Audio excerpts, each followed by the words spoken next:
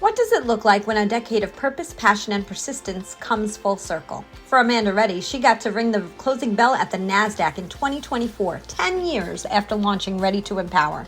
Welcome to the Today's the Day Changemakers podcast. In this episode, I sit down with Amanda Reddy, a licensed mental health counselor and founder of Ready to Empower, a nonprofit organization. Also joining us is Jasmeet Singh, a seasoned business leader and dedicated board member of Ready to Empower. Amanda has spent over a decade creating space for women around the world to heal emotionally, mentally, and financially by building access to mental health support, education, and job training. Jasmeet brings her leadership and insight to the mission in a way that is both grounding and inspiring. We talk honestly about what it means to give yourself grace on the days when you're just not okay, the kind of connection that helps keep you going, and why mental health conversations can't be optional anymore. They have to be part of how we lead, how we support, and how we live. I teared up during this one because when someone is truly aligned with their purpose, you can really feel it, even if it's through the Zoom screen. Amanda's work doesn't just empower women. It reminds all of us that real change starts with compassion, courage, and consistency. To learn more about Ready to Empower, go to readytoempower.org or send an email to info@readytoempower.org. Don't forget to please subscribe to the Today's the Day Changemakers podcast YouTube channel. Follow us on Facebook and Instagram at Today is the Day Live It. More than a podcast, this is a movement to help people globally connect. Go to todayisthedayliveit.com and sign up for our newsletter and learn more about how you can share your story and be part of this community. Now let's get into it. Hello, everyone, and welcome to another episode of the Today's the Day Changemakers podcast. I am your host, Jody Grinwald, and as I say, every single episode, I interview the changemakers, the inspirers, and those who are disrupting the status quo in the best way possible. And I love it when I have two guests at the same time because we have such a great conversation. Today, I have Jasmeet Singh and Amanda Reddy. Hi, how are you both? Hi. Good morning. Good morning. Yeah. Great to be here. Good morning, good morning. And we over here where we are today, it's raining, so we're all kind of like, it's not the most happiest sunny day, but we're making it sunny by the three of us being together today. So I'm gonna read what I always read a little bit of everybody's bio to let everybody know who you are, and then we'll get into a really great conversation. Sound good? Great. Right. Great. So Jasmeet is an experienced business operations and finance leader with a career spanning across both pharmaceutical and financial service industries, including spending early part of her career as a consultant and financial auditor. Jasmeet was also part of a technology startup where she was part of the launch team for their first customer. Through her career, she has been responsible for leading various teams to define and execute business strategies, launch new commercial products. I'm losing my voice. Served as chief of staff as well as defining portfolio strategies. She currently leads a patient services team with a large pharmaceutical company to ensure patients can access and afford critical therapies. And you are on the board of Amanda Reddy's nonprofit organization, Ready to Empower, correct, Jasmeet? That's exactly right. Thank you. Welcome, welcome. And now Amanda Reddy is a licensed mental health counselor, licensed professional counselor, entrepreneur, and advocate dedicated to empowering individuals through mental health, wellness, education, and job training. She provides the support both in the U.S. and globally through her private practice, Ready Therapy Practice, and her nonprofit work. She's the founder of Ready to Empower, a U.S.-based foundation operating for nearly 12 years. Amanda has been instrumental in helping women gain healing, independence, and self-sufficiency through mental health support. She has won several awards, and I'll just name a few, Amanda, recognized by the NASDAQ for her work with Ready to Empower in 2024. 2018, awarded the Humanitarian of the Year by I'm Here for the Ladies and You for advocating women's empowerment. And 2015, received the Amway Hero Award, and there's more. So welcome to both of you. I'm so happy to have you on. So Amanda, I'll start with you first, and I always like to do this and go backwards a little bit. So where were you born and brought up? Originally, I was born in Alabama. So I spent the majority of my life in Alabama. That's why I still have an accent. But I have been, I would say, up north here, close to 16 or 17 years in the Connecticut, New York area. Spent a little time in Texas for about 3 years as well. So You moved around just a little bit. yeah, That sounds like fun. yeah. I didn't know I'd end up north, but here I am. I've been here quite a while now. So this is Right, home. from Alabama to the northern East Coast over here. Yeah. That good for you. I love it. Jasmeet, what about you? Where were you brought up? I was actually born in New Delhi, India. So I actually am very much the American dream immigrant story. So my parents migrated here for that better life. And I'm fortunate enough that their dreams came true, that I'm able to be here and to talk to you all about it. Wow. We're all fortunate to be listening to what you're about to share with us. And I just want to make an announcement too. We have just been downloaded in 96 countries and 1,026 cities around the globe with the podcast. So your voices are definitely being heard globally as we post this podcast in a little bit. So Amanda, talk to me a little bit about who did you want to be when you grew up? Well, I mean, I think more than anything, I just wanted to know that when I grew up, I just wanted to be able to be like take care of myself and have freedom. I just remember thinking when I grew up, I just wanted to have freedom to do things and live the life that I wanted to live. So I think that's when I grew up, I just wanted that. I think that's what I thought was exciting, or I thought was the best way to live your life is under your terms. So maybe that's the best answer I can give. I've grown up to think that as a young girl. So I think that's great. And what about you, Jasmine? Yeah, I would say, it's funny if I think about from a profession perspective, you took me back to, I think I actually wanted to be a teacher. I used to pretend to have like my little pretend classroom, and so that was kind of like my profession, but like as I reflect upon it, it's really, I think one of the things that always has been part of my core is just connecting with people and engaging with people. So I think some of the things that I've done through my career, professionally as well as, outside of work, has really been about how do you bring people together and how do you connect those dots to just do something greater than you. And connection is at the core of everything about what we do through today is the day because we connect to everything in our lives, from the clothes we wear, the cars we drive, to the people we surround ourselves with. So I love what you said about connection. So Amanda, you're kind of you straddle two things right now, right? You have your full-time gig, like so many of us are listening, right? They have the full-time gig and the passion project is what it's called. A lot of people call it what they've started that just feels really, really good. So talk to us first about where your career has led you to and that you're doing on the full-time side. So yeah, I work in my private practice, Ready Therapy practice. I've been doing that for so many years.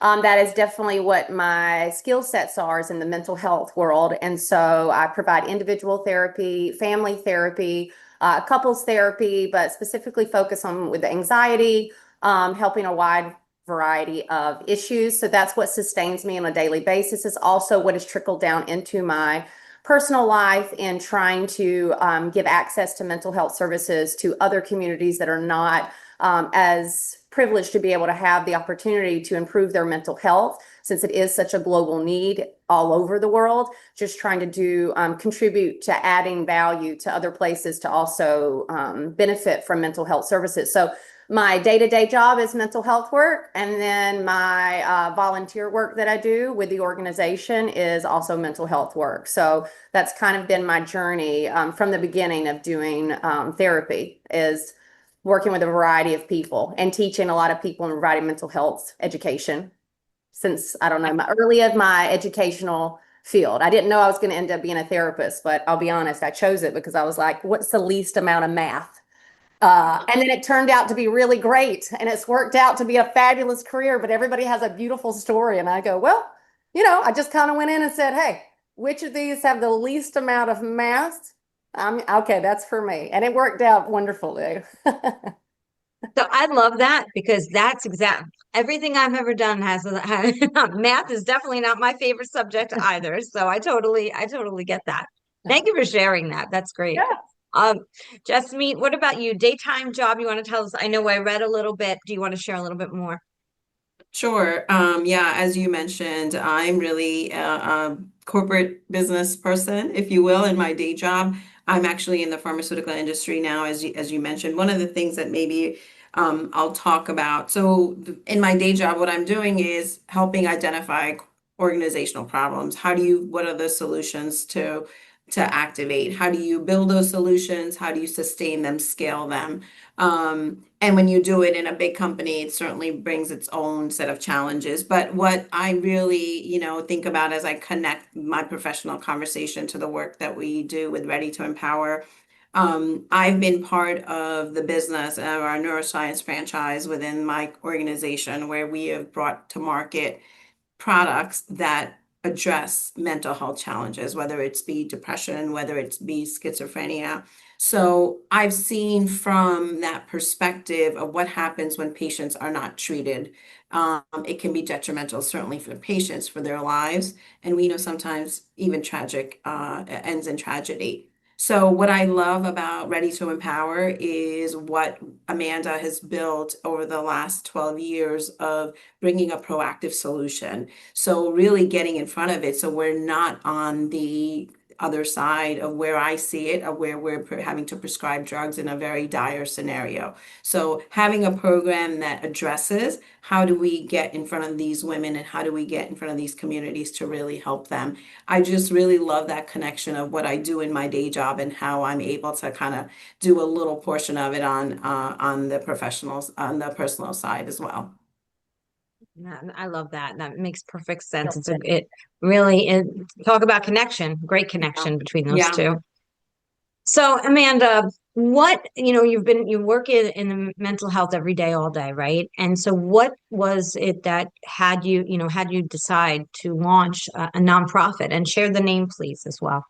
Well, the nonprofit's Ready to Empower. My last name's Amanda Reddy. I just had a good last name, so I just been using it in my private practice. I just keep going. I wasn't an athlete, so I had to go somewhere. But on a real note, to be honest, and I think this is important for people to hear, there was no plan to go out and say, this is what I'm going to do. I decided many years ago, I had quit my job to go help in Costa Rica, simply to just improve my level of Spanish as a therapist so that I could speak in real time.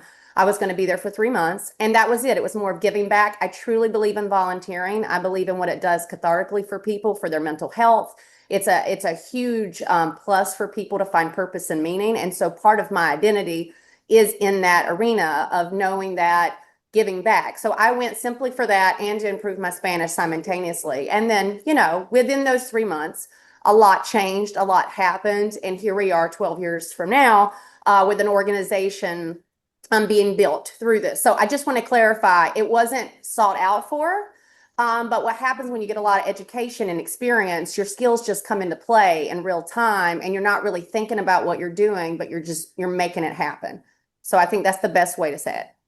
No, that's great to know that it wasn't something that like was this big dream to create. It just came out of something you experienced. But you had to obviously take steps to make it happen. So what pushed you, right? And I always have this thing is when your why is greater than your how, right? That's my and sometimes we don't know how to start things. And people who are listening may feel stuck, or they would love to have that moment where they're pushed to do something that they just really feel connected to.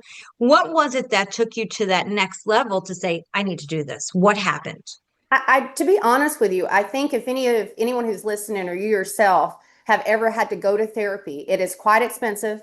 It's really hard time commitment wise to do that. Being someone who's a therapist, but who also has been in therapy throughout my journey, what it is I was in the community and I just saw the need. And so it started with me focusing on mental health. And then through those mental health conversations with the women in the communities, I went around just kind of interviewing women. I was working in Orgasitos for a couple months, and Orgasitos are just small, like orphanages where they're trying to, they have the kids placed there. My point is, I was in those orphanages and realized I wasn't really moving the needle on much. I was volunteering, but I wasn't really changing anything. And so I had a lot of experience in social work and a lot of experience at working with women. And so I decided to do surveys within the community and just find out what needs, how many wanted their children back, how many did not want their children back due to trauma. And by collecting that data and just taking local Costa Ricans to help me collect this data, I was able to find really quick that if I was going to help the children in any way, I would obviously have to start with their moms, because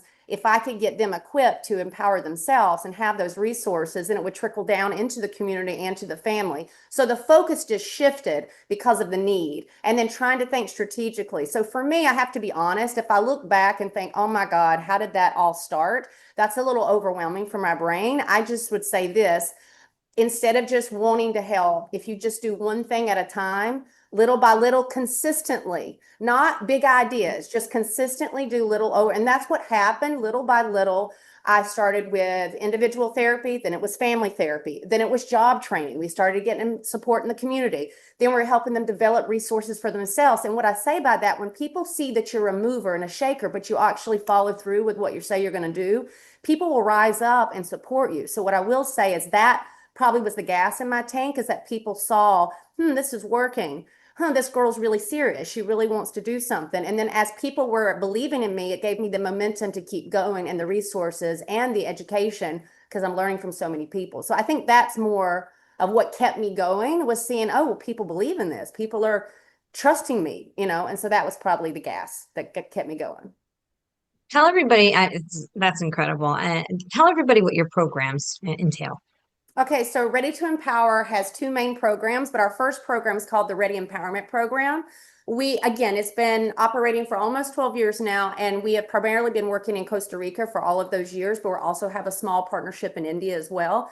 Basically, what the Ready Empowerment Program is a mental health program. We generally believe that mental health is the catalyst for change, and when women come into the program, they're able to access 5.5 months of individual therapy, free of cost. They don't have to pay anything. And then they're able to also get empowering group therapy and empowering workshops that have anything to do with life skills, human rights, self-esteem, anxiety, and everything from sexual health and sexual education.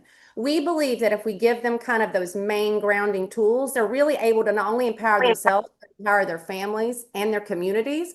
So our first program is the Ready Empowerment Program. But let me just be clear about how we make this work. So the why is we believe mental health, right? But what we do is we find organizations that really focus on women, but really want to elevate their offering. And they may already have mental health, but they don't have enough resources to expand their services. So we come in and provide them the seed money to use our Ready Empowerment Program. We guide them on how to do it. And then we require them to also work towards sustainability, so they're not solely relying on Ready to Empower to keep the program going for the entirety of their journey. So it's a Ready Empowerment Program grant that's a mental health program. And basically we give it to organizations to help them be able to expand the work that they're already doing so fabulously. And then our second program is Ready Empower Ed, and this is our newest initiative. This is our first initiative that we're doing stateside in the US.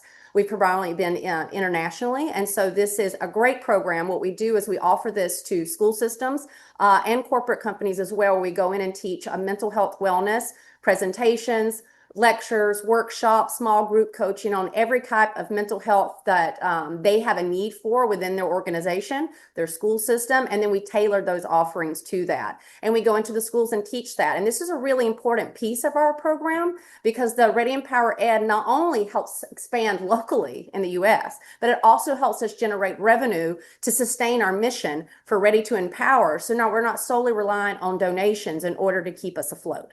So it's a really exciting time for Ready to Empower, but those are our two main programs, both mental health centric.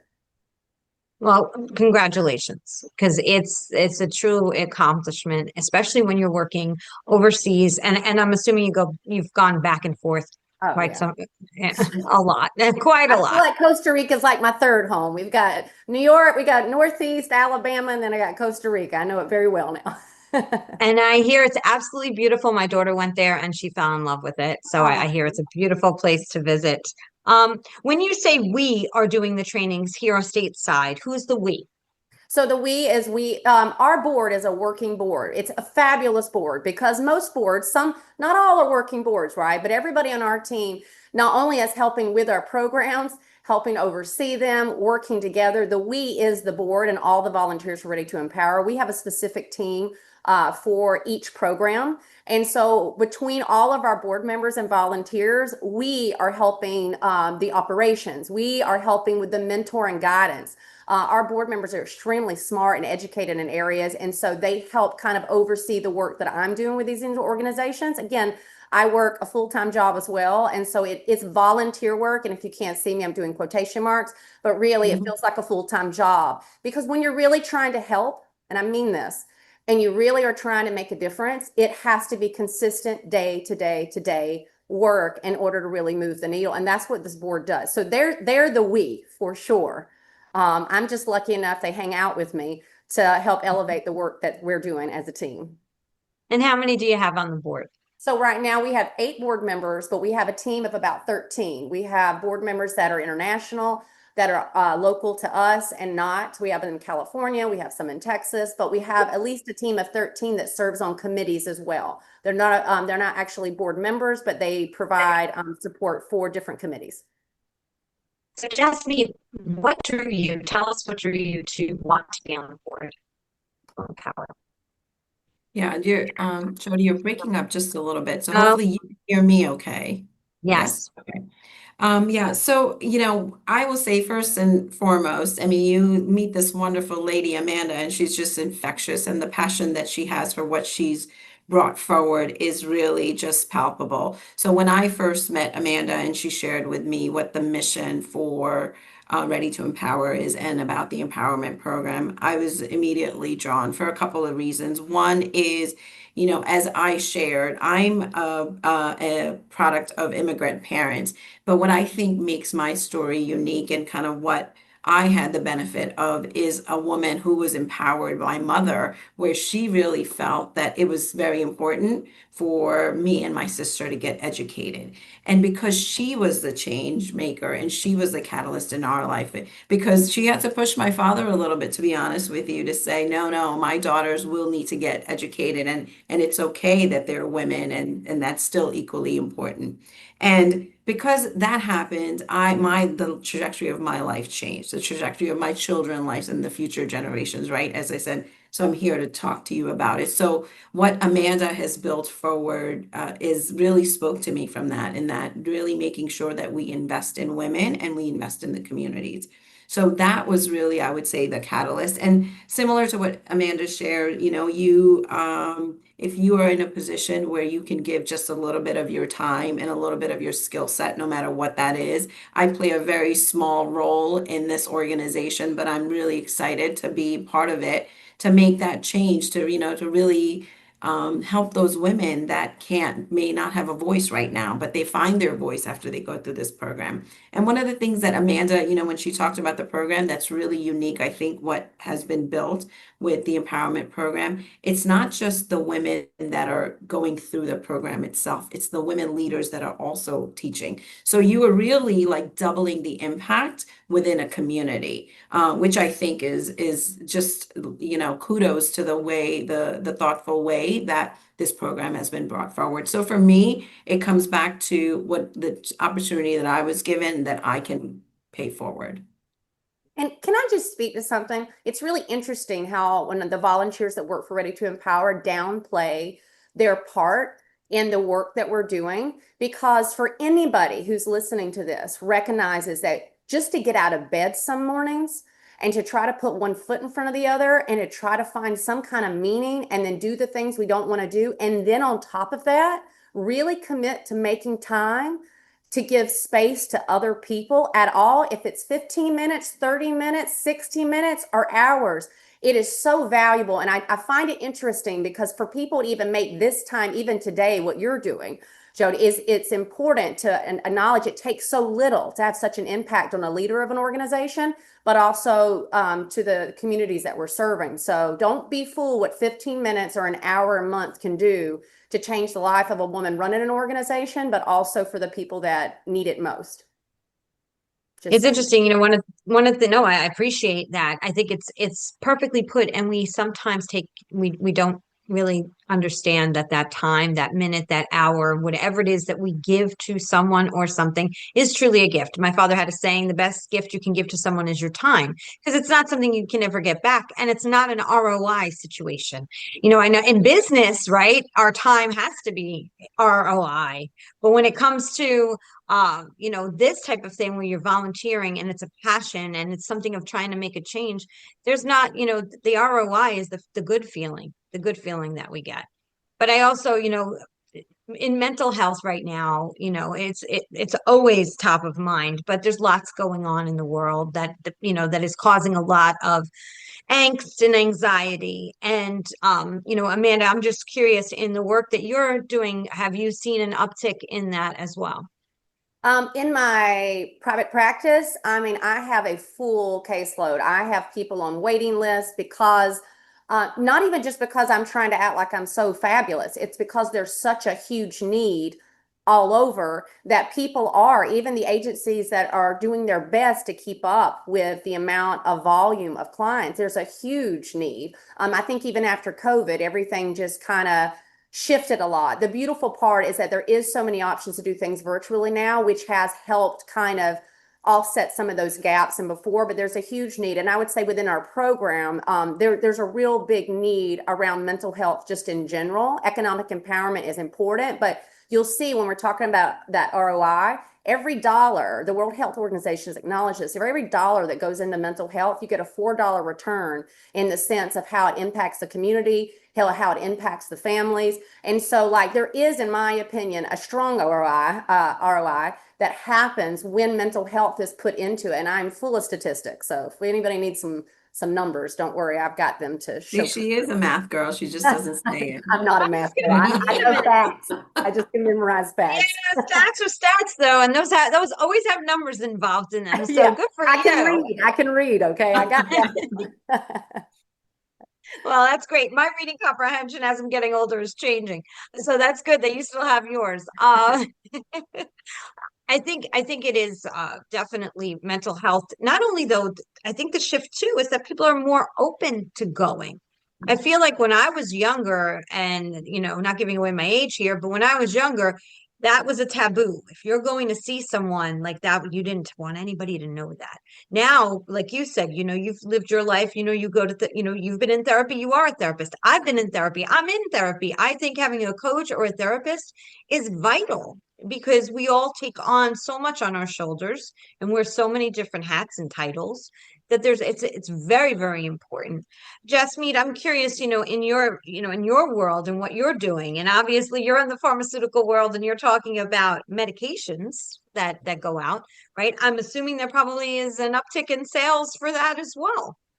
Unfortunately, yes, there is, because to be quite honest, exactly what you're saying, we now do understand that yes, it's okay to get that, recognize that our mental health is equally as important as our physical health, and it doesn't have that taboo, right? I think that as a pharmaceutical organization, we don't want to be, yes, we have to make sales, but at the end of the day, what you really want is healthy minds and bodies. So we are one of the remits, without obviously going too deep into the professional side, is to make sure how do we raise awareness to seek that help and seek that help early rather than be where you are relying upon a pharmaceutical drug to make that impact. So I think one of the things that I really also like about the program and this having this conversation is it's not just, when you talk about community and serving these women, it's not just focused on let's get you the life skills and let's get you the jobs, but because those are needed,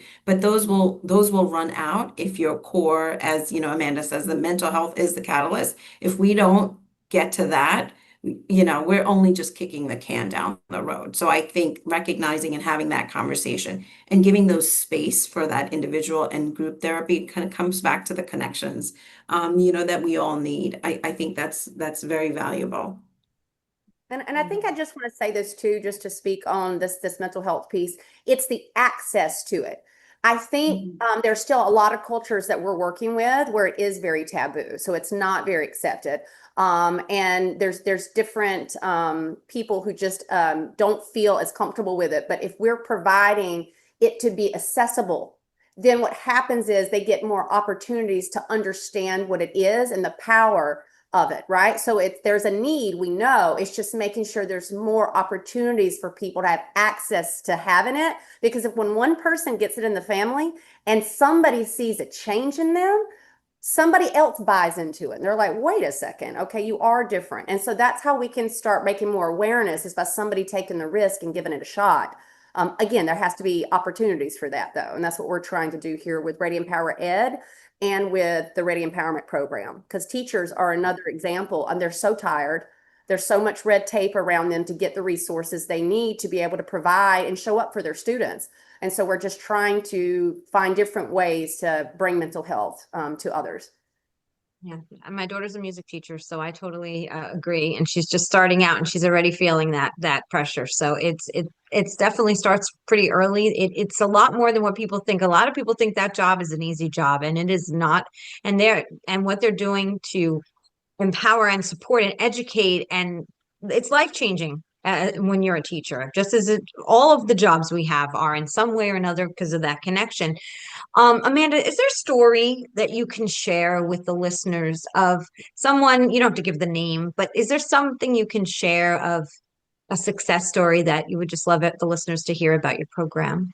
I think for me to answer that, there's probably a variety of them, but what I'd like to share as a success story is that when we originally started this off so many years ago in the very beginning, I think the success stories for me is that, I mean, this is just kind of a kind of a general answer for you, but the fact that the success for me is the fact that somebody could go to a country and be able to find other local helpers who wanted to do good in the community and be able to create a helping model to be able to give back. And not anybody who's an expert in program develop. Everyone who helped develop this with me were people who just cared and people who said, well, I'll try. I can do it, right? And what I think is the most remarkable thing than just a story of one of the women, because we have hundreds and hundreds of stories of women who've improved their mental health. We have testimonies on our website at readytoempower.org where everybody can see. But I think what I'm really trying to focus on is that if somebody has an idea, if somebody sees a need, you don't have to start a charity. Believe me, it's a lot of work if you want to do it right. But what I'm trying to say is I guess the success story is that if you want to do something and you don't want to just talk about it and feel sad for people that they're in that situation, but you do one little thing at a time and you collect some good humans around you, the success for Ready to Empower is we're still moving and shaking. We are a small but mighty organization. And I think the success is that you don't have to be the smartest to make change happen. And for me, I think that's the success that we're still here after almost 12 years, moving and shaking. And I think that's, to me, I would say that's a success story. It's a huge success story. And I think a lot of people have ideas and thoughts and things that they want to strive for. They feel stuck. They don't think they can make a difference. I know I didn't know who I'd have on this podcast. We all, in our own way, at a certain time, have imposter syndrome and feel like, well, who am I to do this type of work? Or who am I to start this thing? What do you tell somebody? You talk about those small steps, but and you talk. You could see the passion you have for people going after the things that they want to do to make a difference and make a change. And I know there's going to be somebody out there listening that says, "Yeah, I really, but I don't even know where to begin. I don't know who would care." What advice do you have for that person?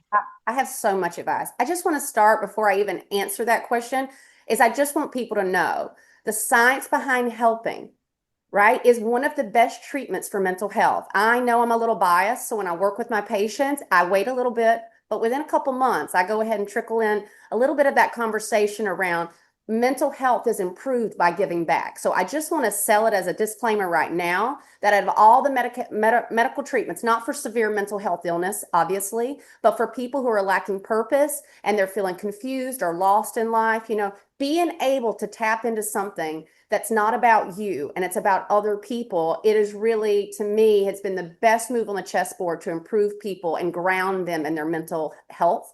But before I move on, so I'll move on to your question. I just wanted to kind of say that. But what I think is super, super important in regards to just mental health in general, it's that if we really want to make a difference, I think, and I just want to make sure, I'm just going to go back to your question. What was your original question? Because I get into, why people should volunteer and how. I got it. I was really in my spirit about mental health. It's So, that, and also if somebody's listening and they're feeling very stuck, they don't even know where to begin. let me tell you where to start. Anytime I do presentations on volunteering, I tell people, let's just pause for a minute. Everybody take a piece of paper. You don't have to do this right now. Take a piece of paper and write down about 5 things you like doing, like you just like doing, you're good at. maybe you're okay at, but you like doing. Write that down and then put down 5 things you don't like doing. I tell people that you don't have to go volunteer at a soup kitchen if you hate being there, it feels uncomfortable. Look at something you're good at. If you're good at math, if you're good at spelling, if you're good at talking, if you're good at listening, if you're good at sewing, if you can crochet, if you know how to do puzzles, it doesn't matter. Whatever it is that you're naturally kind of good at, people need that. And if people go, well, I don't know, where do I start? I always tell people, hey, there's this beautiful thing called the internet, and there's this beautiful thing called ChatGPT. I bet you could just write in, I have all these qualifications. What would be good for me? My point is, if you really want to make a difference, don't overthink it. Literally ask someone around you, hey, I kind of am good at this thing. I'm wondering if I could use my talents for this. Ready to Empower is another example of that. We have so many needs within the organization, but so many other organizations. So if you care about children, there's organizations who are already invented. You don't have to reinvent the wheel. You bring your talents to something that's already happening. I don't know one organization who's not asking for more help. So if you are looking for help, Google that, put in your talents and research, and then also slow down and think, I'm really good at this thing. Maybe I could actually teach somebody to do it. Think of me. Look at Jasmine. Jasmine is teaching me things that she has a background in that I don't have. And she is elevating me as a leader. So are the other board members. That might not feel like the same as helping at a soup kitchen or helping a little kid, but what you're doing is investing into a woman who's volunteering her time too to try to do good in the world. And so there's women like me who also are a sponge and ready to learn. And so for me, I think it's access is there. Spend a little time on the computer instead of on social media, and you will find there is a need always. And if you don't know, just shoot me an email at amanda@readytoempower.org. I will make sure that I can direct you in the right way, even if it's not for our organization, but for another organization. There's a need everywhere. That And that maybe that was very kind of you to give that out and Yeah. open the door to that.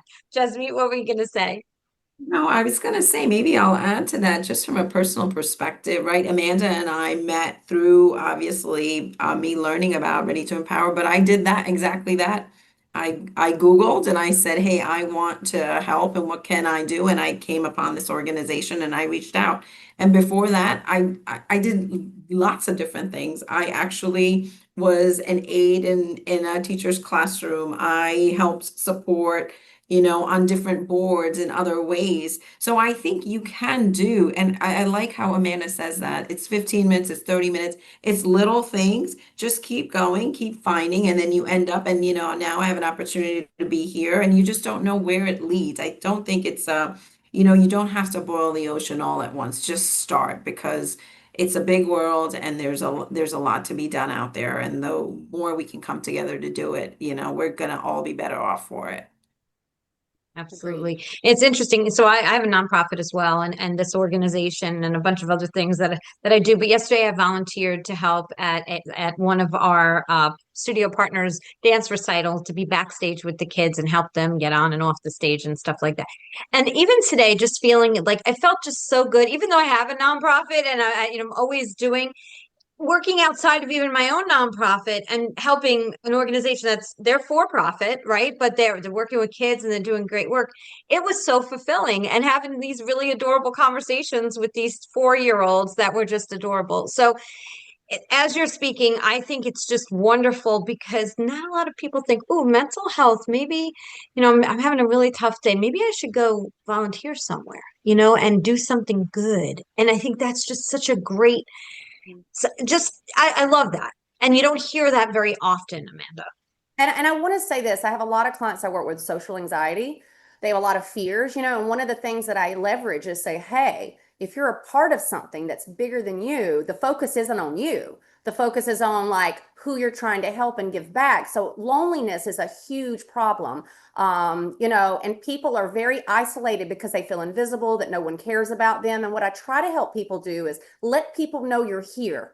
So if you don't feel that your regular people every day are noticing you, if you get to be a part of something that's not about you, all of a sudden your talents are seen. And if your talents are, I'm just available to help in any way, that's a talent and that's a need. You start having a little bit more purpose, but you're also not as invisible anymore because you're showing, hey, I'm here. Show me what you need from me. And so I'm just trying to, between loneliness, depression, anxiety, anxiety just with social interactions. I'm giving back. It has such a huge impact. And I want to say this, it's not like every day I wake up wanting to volunteer. Doing this work is a full-time job, but because our team believes in what we're doing, it is something bigger than me that's driving this. At any moment, if this is not working, I will not continue down a path. But because we're seeing it work, we are motivated to keep going, but we also have to take care of ourselves as helpers. And so one of the things I tell the team on the board is like, we're doing the best we can. Some days we can show up, some days we can't.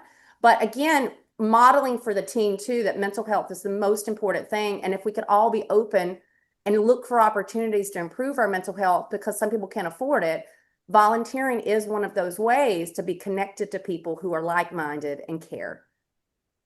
So I just wrote this down when you were talking because it came to me. So, we talked about a minute ago about that word connection, and I feel like connection is the cure because it all of the things you're talking about is having that purpose and doing something for others so that you have that feeling of fulfillment. That's a connection, and it's that word has so much more depth than what we think, because of the fact that it can change lives. What is something else that you would like to share that the audience may not know about Ready to Empower, Amanda, or anything else about the work that you're doing? I'll speak, and then Jasmine, if you want to add anything, please do. But I think some of the important parts to know about Ready to Empower is that again, we are focused on mental health, but I want to be very clear that I think to me, for about over 12 years, we've been able to operate with 95% of our funding going directly to our programs. We do not pay for staffing. So it's a huge, obviously it's not a sustainable model. That's where Ready Empower Ed's going to help initiate that, bring that revenue in for us. But I do think it's important to know that this many people for over 12 years has made space in their day-to-day life to be able to give back to others. And maybe we have not changed the world. Maybe we've not, but we have changed the world for many, many women, for them to have opportunities to make a difference. And I think the thing that everybody really needs to know about our organization is, though we're small in numbers, we are mighty. And I think it's clear when you go to our website and you see our impact and you see the credibility that we've been giving by whether it's awards or just by the humans that keep showing up year after year. That to me is the thing I'd like everybody to know, is that we are mover and shakers. So we do get things done, but not because we're superior, because we're consistent, because we care and we follow through. And I just think those are important things. And that I just want to highlight our team. I think that's more than anything. It's a fabulous team of people. And if you go on our website and check out our board, I do want to highlight them because they're pretty fabulous humans who really do a lot for me as a leader of this organization. I wouldn't do any of this without them. I think you're a pretty fabulous leader. You know that? I really do. And I think that you're an incredible human. And I think that the work that you're doing and to make a difference is incredibly making me tear up. So thank you. Appreciate your words. I No, appreciate the time absolutely. today to be able to share this with other people as well, to give them hope that they can do great things and they can hang out with great people and do even greater things. Yeah. And I think And that your that's energy, what she does. I'm sorry, That's Jasmeet, exactly what she does. I just wanted to say, I think that your energy is so contagious that I hope that your model is sustainable and goes to that space, whether you decide to stay in the world you're in your full-time job or eventually make the money that you deserve to make in order to do this work in a grandiose way. But no matter what, the impact and the ripple effect that you are having is so incredible. So please never sell yourself short on the size, because what I'm just grateful to know you and the work that you're doing. And the energy you have is unique. And I think that people can feel it through the screen when they hear this. Jasmeet, I'm sorry to have cut you off. No, no, not at all. I was gonna say just exactly that. I joined the organization because of the mission, and I equally stay in the organization because of the leader that Amanda is. She's not only helping us think about the women in the community, but I can't tell you how often she sends us a message, at least every 2, 3 days, about how much she is cheerleading for us. And that's how she signs her emails, that your favorite cheerleader. She raises us up all the time. And that's why we are in this organization, to not just serve those women, but really be part of this wonderful community that she's built even for us. So yeah, she's quite the lady, and we all feel it. Okay, lots of affirmations. I appreciate this. It feels really good. Awesome when I get compliments. I'm working on it, but thank you both for those kind words. It also is nice to hear to keep gas in my tank. I really do appreciate that. It just goes to show just a kind word a day to someone, holding that door open, whatever it is that we can all do.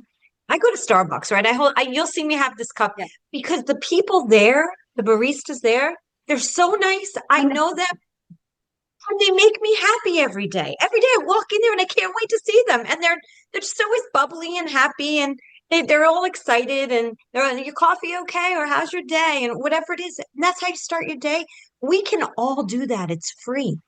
Yeah. I think this is one of the things I tell most of my patients when we start a session and they're telling me about their life and they didn't want to get up this morning. Some mornings I'll say to them, me neither. It is really hard to be a human. It is really hard to pretend that we can just navigate this all the time. And if everybody was really honest everywhere we went, everybody would understand you're okay. You're not alone. We're just keeping it together. The avatars we show people are not the avatars that are who we really are because we're keeping it together because we're not sure if our society is okay with us having an off day. But what I will say is those people at Starbucks, even telling them, I look forward to coming here every day because you guys just lift me up a little bit. Those little moments where you can acknowledge somebody else, really, it does, like you're saying, way more than people realize. Because when I see people, I always think, man, when they have road rage, I always think, oh, it's just so hard to be human. Go ahead, ride my butt. That's fine on the car. Be angry because I just know it's hard. Something's going on their day that maybe I'm lucky enough not to have. So I just work on changing my perception because I know my internal battle and I assume everybody else has one too. I'm lucky enough to hear people's problems all day long, and that grounds me. You know, for those who don't get to hear people all day in their most intimate ways, I'm letting you know that you're not alone and that it is hard to do this day after day. So if you do need support, I am just putting this in, please look out for local support services for therapy. And if you don't Yes. have access to that, there are many online platform now that have opened up so much more options for therapeutic services that take insurance. Yeah. No, it's everything you're saying. I just am like, yes, yes to everything. I without a doubt. And just me, you're on the corporate world. And the corporate world is a hard world. I've done both. I've toggled and I still toggle. And so and you're also volunteering. So I kind of want to hear just your side of this too, is that for those who want to do all of these things and it just seems like so much, how do you maintain balance? Um, I think it's hard because there are times where I feel like I can't get to whatever deliverable I committed to. Then I guess my coping mechanism is around what I can control and what I can't control. So and what's important to me simultaneously. So my commitment to this organization is important. My commitment to my job is important, and really putting those, um, prioritizing them and keeping perspective of I'm going to do the best that I can because I can't do it all and be okay with it. I'm a mother, so that certainly, you put that in the mix. So you try to just not, as they say, you don't try not to drop the glass ball. That's it. And everything else, and know that there's some that are going to drop and it's just going to have to be okay. So and I go back to kind of the conversation that we're having. I think part of what I get back is this connection through this organization, and it's not me just giving my time. It's so much more that I am gaining every time I feel like I've just given a little bit more that I didn't have to. So that to me, it becomes really important and something that I try to stay true to myself. And can I say, we have such open communication. So I want to just highlight that with you, Jasmine. That's just a part of you that I think is really a great quality for someone who's trying to work in the corporate world and give back. One of the things that Jasmine does so well is when she's at a point where life has happened, she's not able to get those deliverables done. She can't do the meeting. Something's got to turn. It's this open communication with your bandwidth. I'm a volunteer as well. So I always say we're doing the best we can. And so, with that being said, if you're in this kind of world where you're going 90 miles an hour, but you want to find time to give back, even if it's at once a month, you openly communicate where you're like, hey, I want to do this, but this is getting in the way. And then you work with the leader of whatever organization they're working with to figure out what could it look like where you're able to pull out a win and feel good about yourself instead of thinking that, oh, I'm not doing enough. Because anything is good, right? We just need a formula that matches your lifestyle. And so, Jasmine, I just want to commend you because I think you're downplaying also how much you communicate the balance that you need when you need it. Thank you. I think, quite honestly, I really appreciate that, Amanda. And you create that space for us to be able to do that as volunteers. So, I think I would say that if you are listening and you're a leader of an organization, allow that space because it allows me to continue and not feel like I'm not doing my part. But I tell you, I get so much more. So, that's all the reason to stay and just keep doing more, whatever you can. Yeah. And I love your favorite cheerleader. I think the way to sign That's off, what she said. I just think that's stuck in my head. I'm going to remember that now. That's important. I'm going to share something, and I would love your take, both of you, on this. And this is important because recently somebody said to me, there can't be any feelings in business. There can't be any feelings in business. It is what it is. And basically saying, he's got to tell his staff the way it is, exactly the way it is, and they don't like it too bad, that kind of feeling. And I just, would love to get your take on there's no feelings in business, Amanda. Yeah, I'm more than happy. Now, I am full of feelings. So let me be clear. Okay. I seem to be running two businesses decently with those feelings. But what I will say is I find that a little comical simply because we're emotional creatures. We are emotional beings. And so, listen, we have a very good cortex that acts from logic. But as soon as our emotions and our amygdala, that's that worry part of our brain, gets activated, we're no longer acting like logical people. That's why you see people have outbursts or they get upset. So, like, to not make space for the emotions that people are navigating, I don't find it, again, going back to moving the needle, that you're going to be able to avoid that because without addressing it, you're not getting to know the person. And when you see, this is what I say, when you see people act hysterical or get really upset or mad, if you've seen it more than once, it's probably historical in nature. If you see hysteria, I always say it's probably historical, meaning that there's deeper wounds. We all come with a culture. We all come with a different background. And if you don't get to know the person and why they feel the way they do, you're not really going to be able to elevate them. And so I do think the more we get to know a human, meaning feelings come with that, we're not going to really get to know how to leverage them in a way that not only benefits the organization or the company, but it really makes the person want to stay with the company. Because most of the time, if you look at the research, people stay for the leadership, not just for the pay. Right. And so I Mhm. don't 100% agree with that just because we're so feeling it. I mean, look at people all day making impulsive decisions around feelings. I mean, it's just all over the place. So to not slow down and look at that, I just find that would be a really not smart move on the chessboard. Thank you. I appreciate that, Justine. Yeah, I mean, I'll tell you as if I put my employee hat on and when I walk into the building, I can't turn off what's happening outside. I've got to think about, do I need to make a doctor's appointment? Do I need to pick up my son? Do I need, right? So it's not that you only get Jasmeet the worker, you get Jasmeet the person. And if you can't acknowledge Jasmeet the person, then I don't think, to exactly what Amanda said, how long can I really be in this environment? And I think not acknowledging your authentic self in a work environment is really you're not set up for success because if you don't recognize me as I am, I'm not bringing forward my ideas. I'm not bringing forward my perspectives. Now I'm going to stay quiet, and guess what? That translates into profit.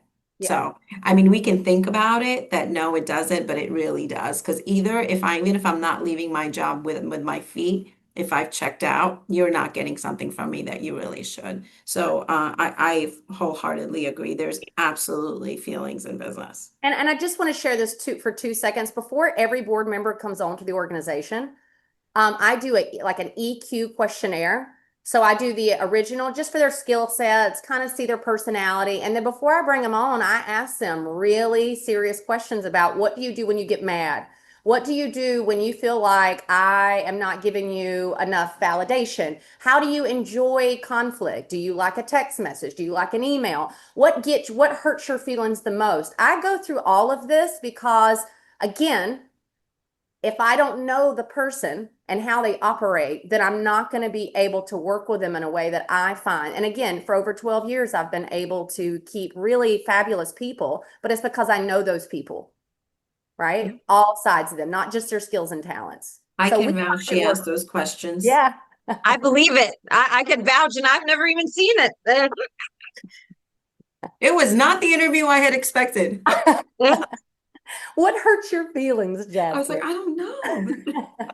I don't know. And so it's interesting you say that. So when I was working for what I call the big box nonprofits, American Heart, American Lung, and I was one of the hiring managers for my department, I would always say, so how do you like to receive feedback?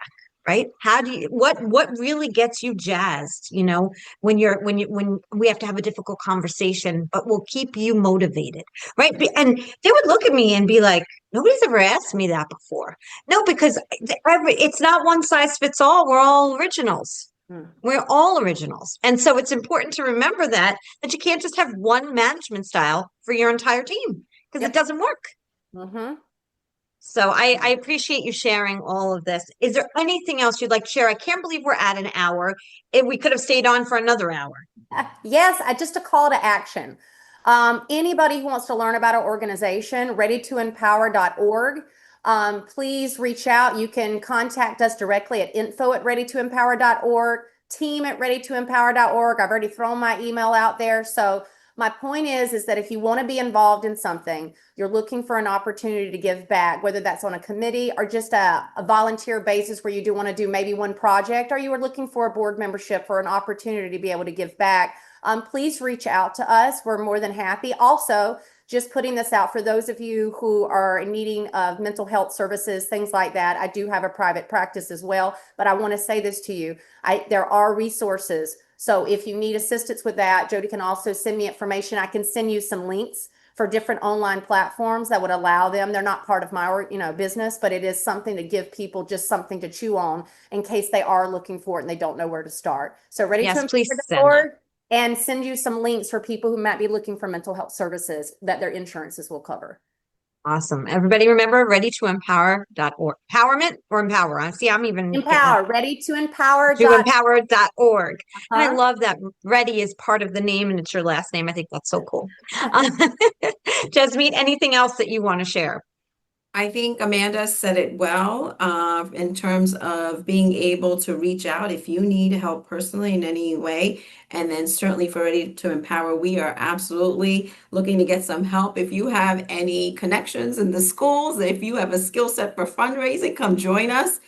We are small and mighty, and we are looking to move and shake, to use Amanda's words. And then I think lastly, I'll just say, Jody, thank you to you for creating this platform. We dove right in. You're so kind to put the attention all on us, but thank you for creating this platform that allows organizations like ours, which are small, that doesn't, we don't get the fanfare. We don't get the visibility and the awareness that we can engage in this manner and hopefully, find some connections within your audience. So thank you for doing that. Yes, absolutely. Great, Jasmine. That was wonderful. Wonderfully said. You're very, very welcome. And again, Amanda Reddy, Jasmeet Singh, I'm blessed to now know you and have you part of the Changemaker family. So thank you for all the work that you do. Oh, thank you too. All right, Thank you so much. We're all ready. You're all ready. And I'm going to say what I say at the end of every single podcast. Today is the day you cannot go back to yesterday, and you do not yet own tomorrow. So what steps, small or large, are you going to take today to get yourself closer to your goals? Again, Amanda and Jasmeet, thank you for sharing. And everybody, readytoempower.org. Don't forget. Bye. Thank Bye. you. Bye. To learn more about Ready to Empower, go to readytoempower.org or send an email to info@readytoempower.org. Amanda Reddy has provided us with some websites if you are in need of additional support. psychologytoday.com, inclusivetherapist.com, betterhelp.com, talkspace.com, also supportgroups.com, griefshare.org, calm.com, These are some mental health apps. InsightTimer.com. Then there are crisis and immediate helplines, 988lifeline.org, crisistextline.org, and the trevorproject.org, and veteranscrisisline.net. Thank you to Amanda Reddy for providing us with this additional support.